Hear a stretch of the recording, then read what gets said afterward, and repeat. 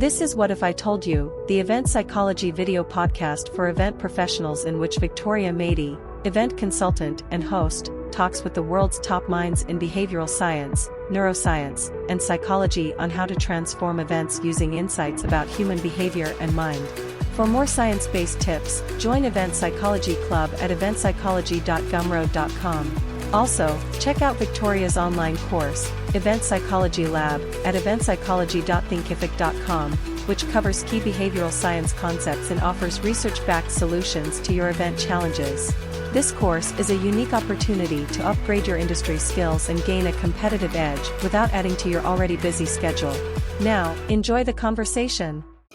Hello, I'm Victoria Mady, and this is What If I Told You, the event psychology podcast where I talk all things event psychology, that is how to apply brain science insights in events. Today, I'm meeting with Sam Tatam.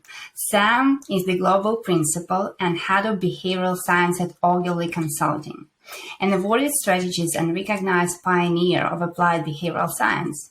Sam's experience stems from a background in organizational, industrial psychology, and advertising strategy, with a passion for understanding consumer behavior at both a macro and micro scale. Today, he leads a global team of talented professionals, psychologists, and behavioral economists to bring this thinking to key Ogilvy and WPP clients, developing interventions and shaping the communications of some of the world's most influential brands and organizations. Welcome, Sam. So glad to see you. Thanks so much for having me, Victoria. It's my pleasure. I remember when I first heard you speak, that was at Nudgestock in 2020, I think.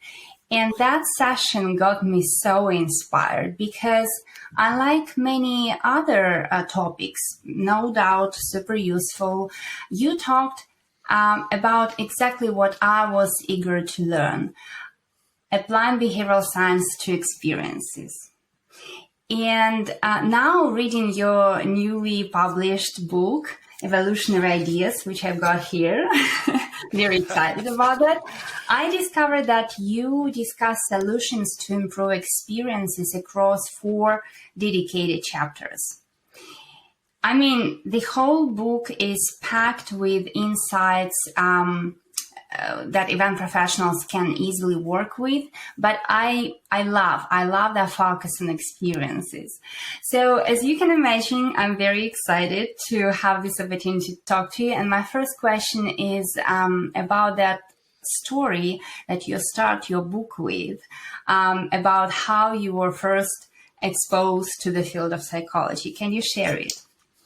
Of course, and thank you. And I'm pleased we've found an area that we overlap really, really closely with the psychology of experience, and something that there's huge opportunities for us to bring that more closely together. So the story you speak to is actually, in retrospect, I realized this was my first exposure to psychology. I probably realized a couple of decades after.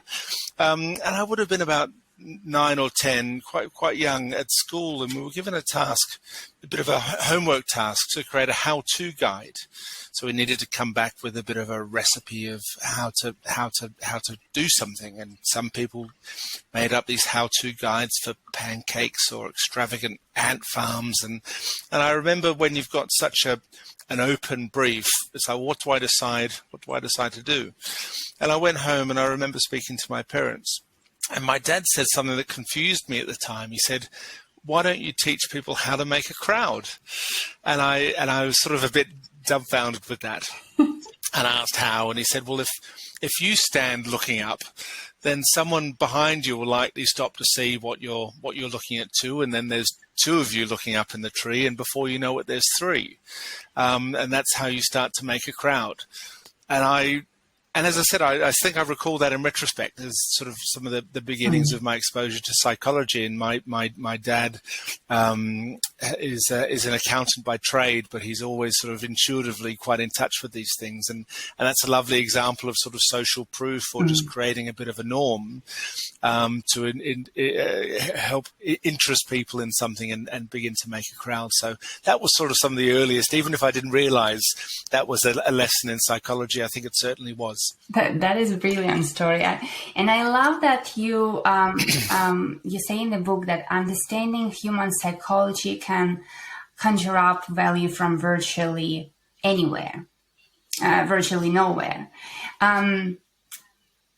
What I particularly liked is that idea that innovative ideas are not necessarily new and big.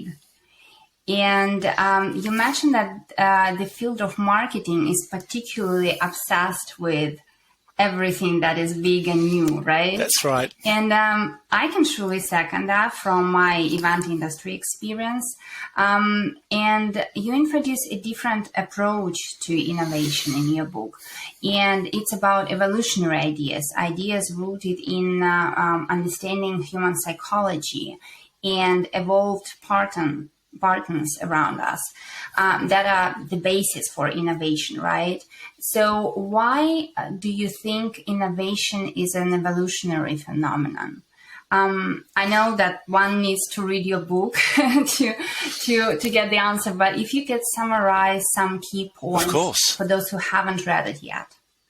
No, of course, and there's a few elements there. The first I think you touch on is this sort of insatiable appetite for the revolutionary, where we naturally gravitate towards novelty and big ideas, and particularly when we're sort of faced with big problems or novel problems, we have a tendency to seek big solutions and novel solutions by which to address it. And I unpack a few reasons for this in the book.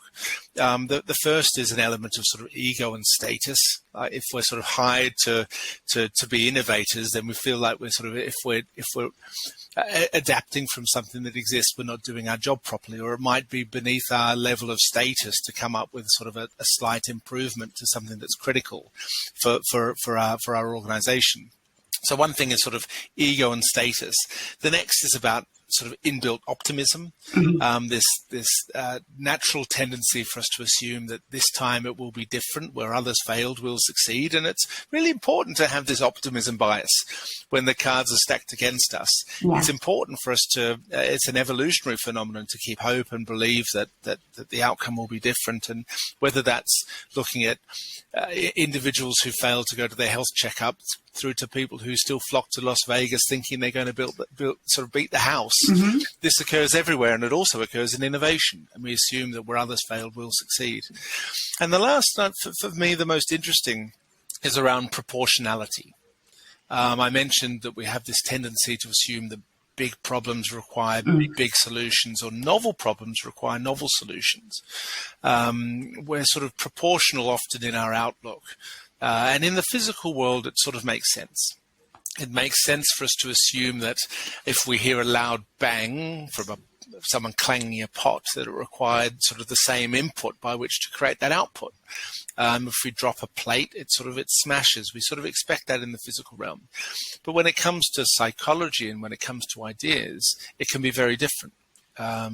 Actually, that small changes can produce big outcomes, and we see this written a lot in the field of innovation and specifically in the field of behavioral science. But for me, I think most interestingly that novel problems don't always require novel outcomes, and oftentimes someone has likely solved it before, and that's really an important bridge, I think, to innovation being an evolutionary phenomenon. And when you think of the word innovation, it's easy for us to conjure up biological evolution, where sort of random genetic mutations give an organism a degree of fitness by which to better survive within an environment. So over time, these sort of mutations help to adapt entirely new species over many different, over sometimes a millennia. And what's specifically interesting is that we can find that under the same environmental constraints, entirely different species can convergently evolve on the same innovation or the same solution. For example, a shark is a fish and a dolphin is a mammal, but surrounded by the constraints of water. They've both convergently evolved on the dorsal fin. So this, in the natural world, happens through sort of mutation over time to succeed within a given environment. And when we look at innovation, then it's easy for us to assume that innovation is net new. And even when we look at some of the world's sort of best known innovations, if we think of the invention of the light bulb, I think Matt Ridley writes that I think 21 people can be claimed to independently have stumbled across the incandescent light bulb. It's just based on the challenge that confronts us that the people converge on the same winning solution. Henry Ford, who is often claimed as sort of the innovative production line of Ford motor cars, he essentially adapted this idea while visiting a slaughterhouse in Chicago. And instead of having a car assembly line, what they had was a cow disassembly line. They hooked cows up on trolleys and took them apart. And Henry Ford thought, let's reverse that and build a car. So what we can do now is adapt on purpose. So it's not random and genetic mutations that help us to survive within an environment. We can spot things in the wild and we can do it on purpose. And that's why I think, and certainly borrow a lot from Matt Ridley's thinking here, that innovation is an evolutionary phenomenon. And when you look at thousands of patents for innovative products, studies have been looking at levels of inventiveness. Actually, a minority is net new moonshot innovation. Up to 95 to 99% of patents have been identified as something that already exists, maybe just not in the category in which you explored it. So I think it's an area that's underutilized, a mindset that's underutilized, particularly in a world that's looking for the big, the bright, the new, the fancy. Sometimes it's already in front of us. Yeah, I love it. I love it. It's most of the times, right, that it's in front of us, isn't it? Yeah. My other question is that in solving many challenges, professionals, and I particularly mean event professionals, because this is where I come from, they often go with their gut feeling. And you point out in the book that we've got a lot of behavioral science wisdom developed over the years, which is reflected in sayings like the safety in numbers, which is essentially about social proof, right? Now, what would you say to those who believe that the gut feeling is all we need? I think it's a really interesting question, and firstly, for us to not underestimate our gut. Because there's a lot of processes that are occurring beneath conscious awareness that's helping us to determine what's right or wrong. So I think not to underestimate our gut, but there are more levers we can begin to pull on to help to shape effective solutions than just what we feel or what our gut might be telling us. And that's where I think the field of behavioral science has given us a bit of a playbook to help explore potential solutions when faced with challenges. And as you say, it's often over many years, this wisdom's passed down in folklore or religion or kitchen wisdom. A watched pot never boils. I mean, there's a lovely sort of articulation of the psychology that unoccupied time feels longer than occupied time. Given you shall receive is sort of reciprocity in the Bible. So we've sort of known this and we've passed it down, but it's been harder for us to utilize. And that's where the language of behavioral science and psychology is helping us to say, well, actually, that insight, that instinctive feeling is social norming, as you say, or if it's not elicited by a sort of a gut response, we can see how might we consider using scarcity as a driver in this instance. And if that's the case, there are many different examples of solutions that use scarcity that we can learn from and adapt for our brand or for our cause. So I think that the gut is powerful, immensely powerful. And what behavioral science is helping us to do is to codify what many of these intuitive responses are, to help to justify the gut, but also to expand the potential solutions that we might not have considered before. Absolutely. Well, I cannot agree more. I think it's like helping people sort of translate their gut feeling into intentional actions and intentional steps to improve whatever they want to improve, right? Another huge problem with, for events is the obsession with technology. Yes.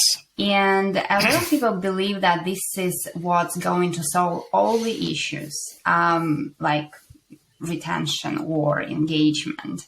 And I know that you quote Rory Sutherland in your book, and he says that the future will not be technological, but will be psychological. And I love this personally. I love this. So can you talk about that? Why do you quote him, and what do you think about it? Of course. Well, Rory, if your listeners haven't come across Rory before, he's a huge inspiration of mine, and a big partner in many of the ideas in the book. And what Rory is sort of saying here is that actually the advances to be found in business, in success today, there's much more ground to be made in the realm of the psychological than innovation in technical or engineering or economic terms. I think we've sort of learned more about the human brain in the last 30 years than the last 3,000. And if we look at the margins to be made in advances in technology, they're being dwarfed by the advances that we're learning in psychology. And you mentioned at the very beginning that value can be conjured. And that's the lovely sort of magical element of behavioral science. And Rory's book, Alchemy, helps to capture that a lot, that actually we can create value by how we articulate something or how we frame it.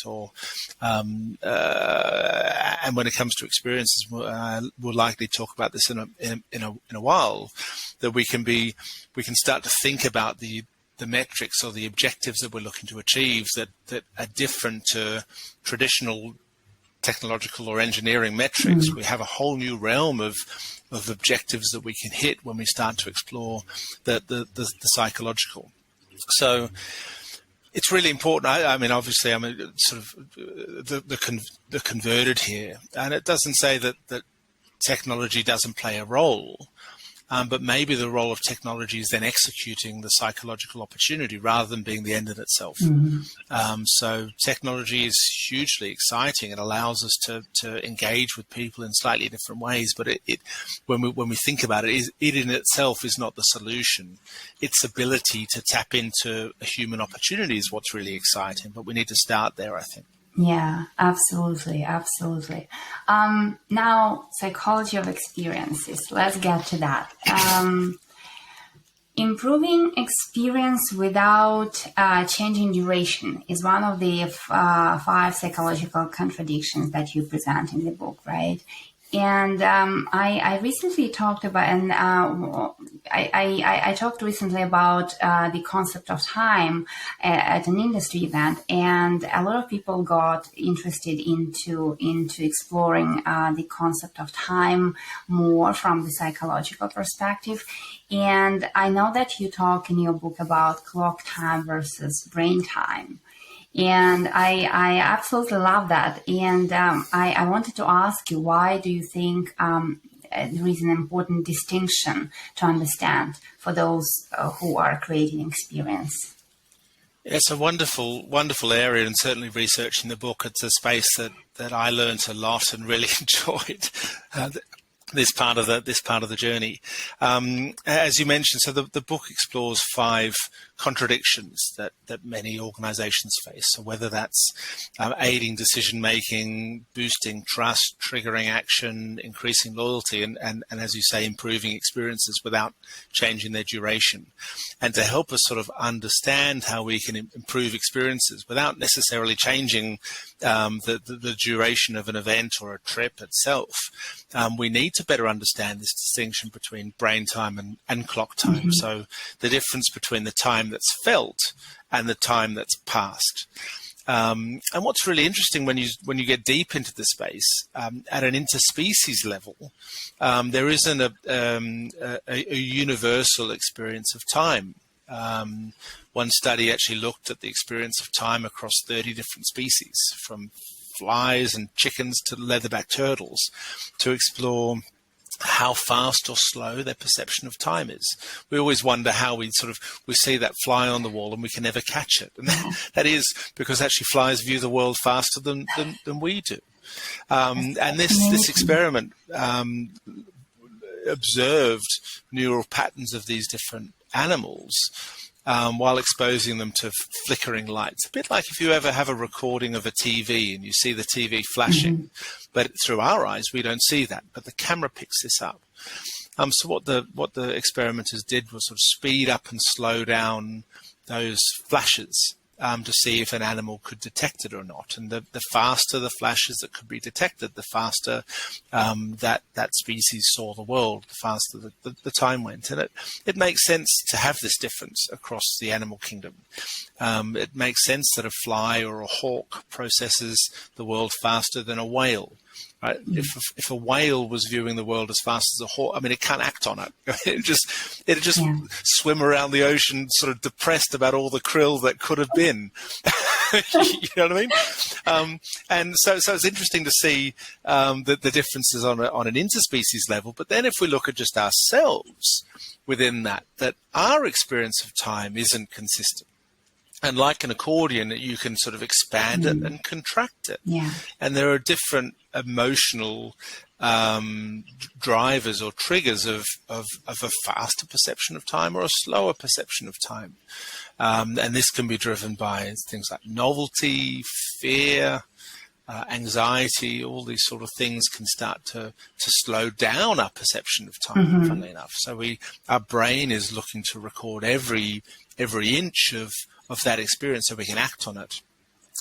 Experimental paradigms have explored this with things like, it's known as the oddball effect. If you imagine watching a computer screen that's flashing up a series of repeated images, say you've got an image of a cow that's being flashed up, and then amongst the repeated images of a cow, they'll throw in a picture of an apple. And people will say that the apple picture lasted longer than the cows, whereas the actual duration was exactly the same. But because it was a novel stimuli, our brain is like, well, this is new. We need to focus on this. The same thing's true of threatening stimuli. So a spider will feel like it lasts longer than a butterfly, or an object coming towards us will feel like it's going slower than an object going away because that's a perceived threat. So it's sort of, again, this, when we spoke about our gut, these sort of intuitive statements of time slowing down, when our parachute doesn't open, or time speeding up, and we're sort of getting to work that day, not even remembering the commute. It sort of makes sense because the brain doesn't necessarily need to take in every moment of a familiar journey, but the brain certainly needs to be engaged and our attentional resources focused, laying down lots of information when our parachute doesn't open. So once we start to understand this distinction between sort of brain time, the time that's actually felt and experienced, and clock time, the duration that's actually passed, then that provides us with a bit of a canvas by which to explore when we want moments to speed up and when we actually want moments to slow down, and what causes that. So it's a really interesting space. It is fascinating, I think, and very thought-provoking, and we need to dig deeper into that topic and explore exactly what we can do to change the perception of time when we, create experiences for our attendees. Completely. Or just appreciating that it's not consistent. The first thing is to know that actually it's not about looking at the hours.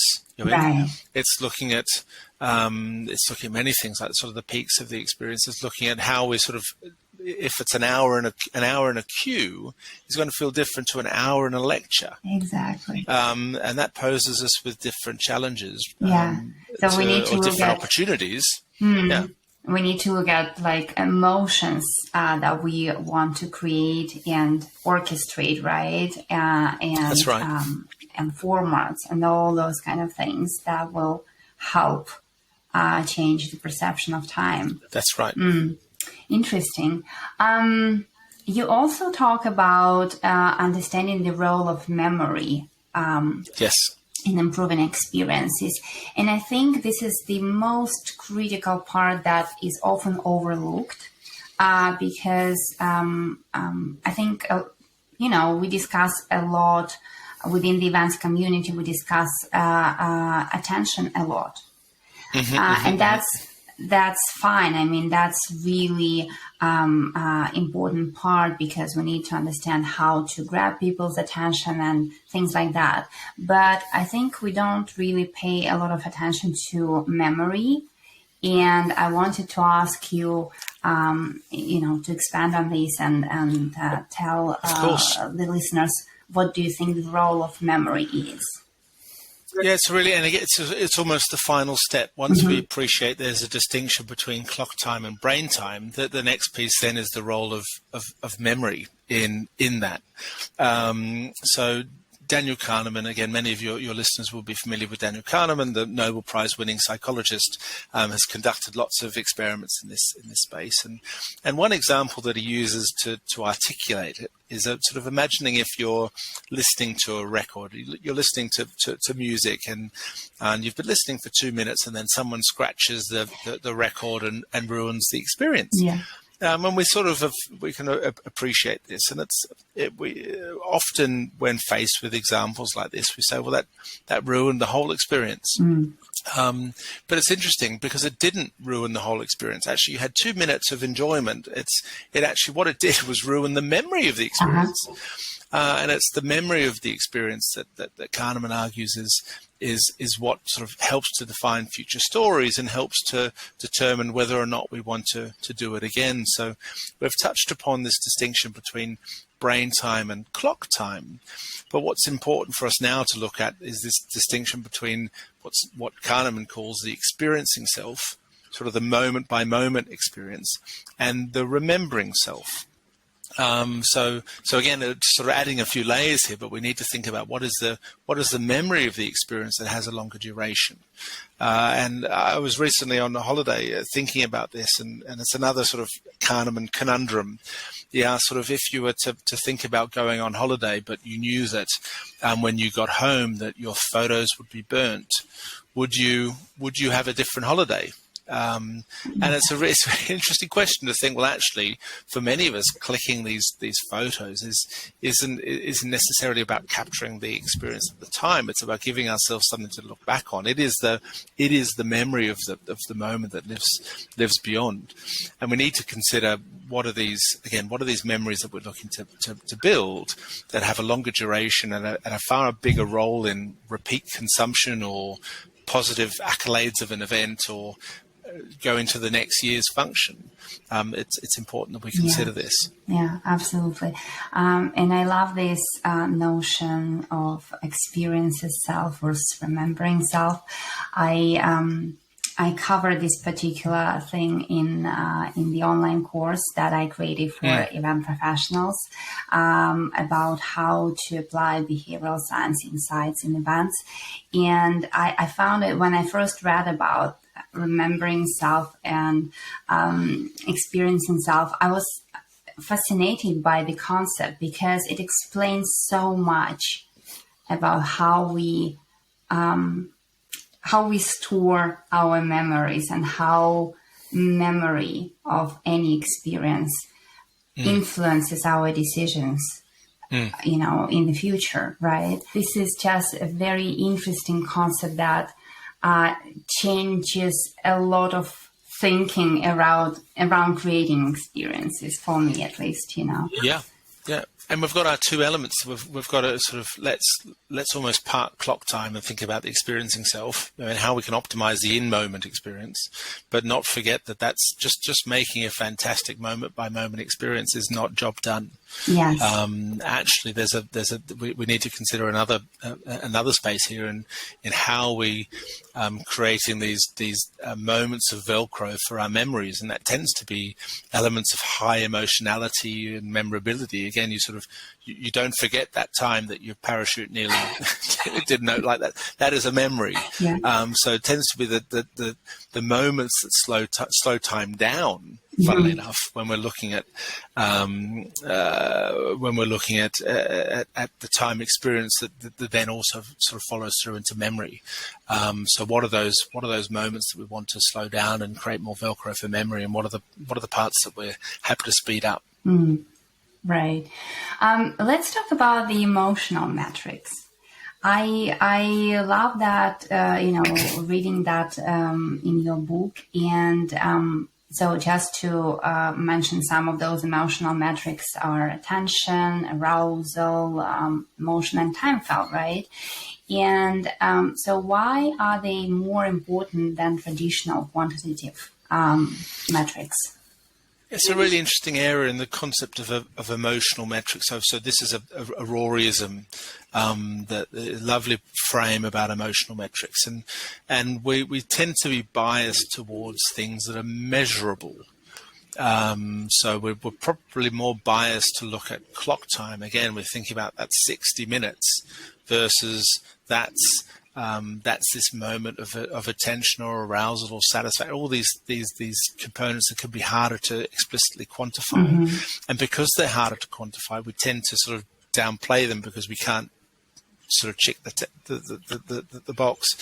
And I think Rory's got a lovely example of this from one of his earliest TED Talks that if your listeners haven't watched, you certainly should look at. I think it's sort of Memoirs of an Ad Man, I think, but he spoke about the innovation of the Eurostar to sort of looking to speed up the trip between London and Paris, and how it's sort of natural for us to seek an engineering solution, look at technology to help to speed up the train, and looking at the objective metric of reducing minutes rather than necessarily boosting enjoyment.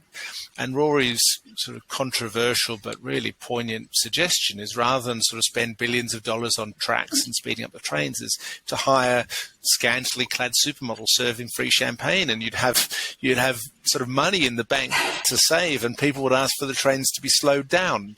And it's just a wonderful example, and Rory's very special with this, for us to consider, like, we're looking at the wrong metric. You're looking at reducing minutes, but actually if you boost enjoyment, are harder to measure at this emotional metric, then people don't care about the minutes. In fact, they might even ask to be slowed down because they're enjoying it so much. So I think it's for us to just shift again this fascination and this focus on clock time you're in, and duration spent, to the time that is experienced. The experience of the time that's felt, and the memories that we leave behind. And these are harder to quantify, but they're extremely important for us and for competitive advantage in a world that's focused on clock time. If we can start to prioritize brain time experienced, and the memories that are created, then we're started to that's where competitive advantage lies. And that's where we go back to the sort of the future is psychological, not technological. It's not about sort of speeding things up and maximizing the intelligence that people can have in a 60-minute session of an event. It's thinking about, all right, how can technology be an enabler of this? But we need to change what we're looking to achieve, and there's a whole world of opportunity if we seek it. Absolutely, I love this takeaway. We need to prioritize brain time. That's right. Okay, and so my next question, and I couldn't help but ask you that. I was thinking about this question as a must-have for this episode. Did you have to apply any behavioral science insight when you were planning or delivering Nudgestock? It's a great question. It's one of those things that we probably have done more intuitively than objectively. It's a bit like sort of the cobbler's shoes. You don't prioritize it yourselves. But if we look at what sort of occurs naturally in many functions, and again we sort of see it and start to understand. Oh, that's why we think it's successful. And I think here more so drawing upon an element of our psychology known as the peak end effect. So this is when Kahneman speaks about memories and about the remembering self versus the experiencing self. One of the core insights is around what's known as the peak end effect. That we tend to remember the peak of an experience and how they end. A particular study that sort of helped to unearth this and quantify this, Kahneman found that asking people to place their hands in an ice bath for 60 seconds. So having your hand in 14 degrees of really cold water for 60 seconds. It's an uncomfortable experience. But a second group of people needed to submerge their hand in the same temperature for 60 seconds, but then they were asked to actually keep their hand in the cold water for another 30 seconds, but the temperature was elevated just 1 degree warmer to 15 degrees. And people were asked, which would you like to do again? And most people opted for the second condition. And that's interesting because actually both groups experienced 60 seconds of cold water. If anything, the second group then experienced a longer duration of uncomfortable water, just less uncomfortable than 14 degrees, and they opted for that. So it helps to see sort of how an experience ends can really sort of shape what we do. So when we look at things like Nudgestock in creating peaks first, like these sort of peak moments, if we look at how an event is structured, the agenda is structured. If we think of Nudgestock in 2021, for example, we had Daniel Kahneman and John Cleese as quite a sort of peak mid agenda. And if we look at Nudgestock this year, finishing the event with the team celebrating with a big birthday cake and everyone on stage because it was our 10-year anniversary. So you can sort of start to see naturally that you create sort of peaks in content and really consider how we leave a warm exit that can be that can help to expose a little bit of our culture and really a sort of a positive memory of what's occurred. And then within it, I think if you start to explore sort of peak end effects in other service categories, there's a lot of inspiration here in looking at not just improving the overall experience from a 6 to a 7, but littering it with a couple of unique 10s. And so if we were to look at the hotel industry, for example, there's a lovely example of a great peak that was unearthed by Chip and Dan Heath in their book, The Power of Moments. The popsicle line. Exactly, the popsicle hotline in the Magic Castle Hotel in Los Angeles.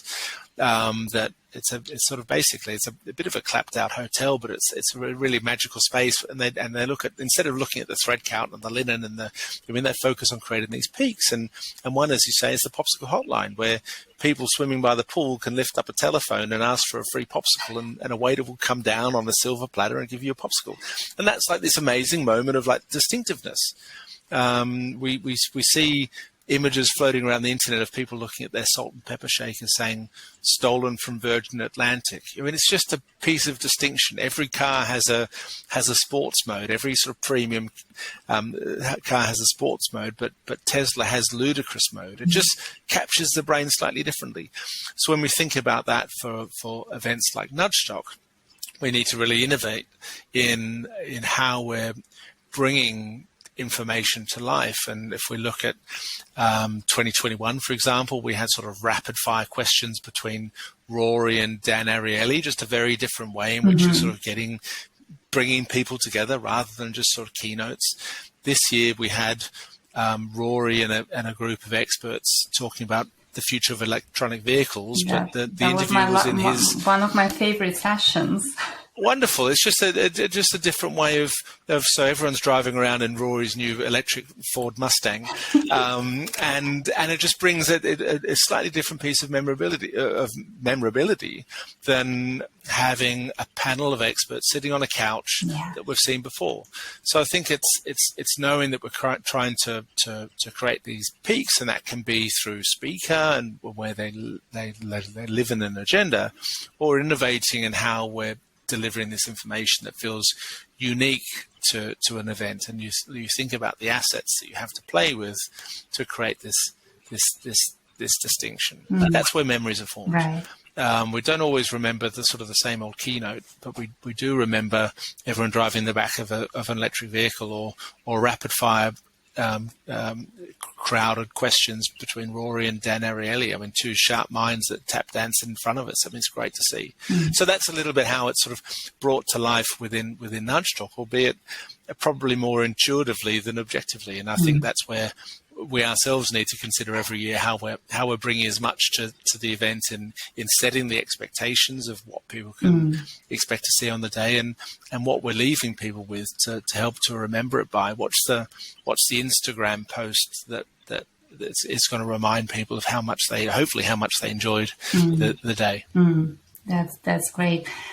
You provided a few so interesting examples, and I think a lot of great tips that event professionals can draw on. And I have got a couple of final questions for you. I usually ask my guests 2 questions.